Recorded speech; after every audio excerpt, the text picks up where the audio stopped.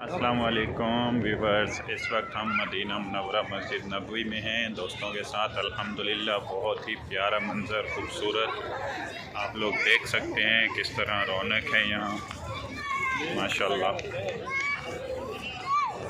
ये हमारे दोस्त हैं खलील भाई और सज्जाद भाई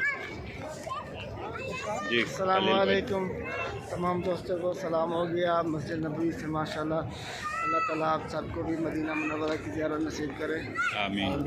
ये सज्जाद भाई हैं। अस्सलाम वालेकुम दोस्तों, कैसे आप? ठीक है, खराफियत से हैं। अल्लाह आपको खुश रखे, शादोबाद कायम व दायम रखे और रोज़ा रसूलुल्लाह की ज़ियारत तमाम दोस्तों को नसीब फरमाए, हज उम्रे की सादत नसीब फरमाए। आमीन सुम्मा आमीन आमीन या रब्बुल आलमीन। दोस्तों बहुत ही खूबसूरत मंज़र है और मस्जिद नबवी तो वैसे ही माशाल्लाह खूबसूरत ही है।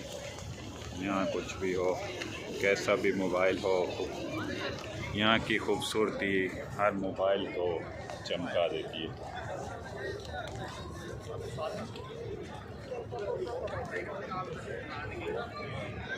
आप लोग देख सकते हैं बहुत खूबसूरत मंज़र, बहुत ही प्यारा।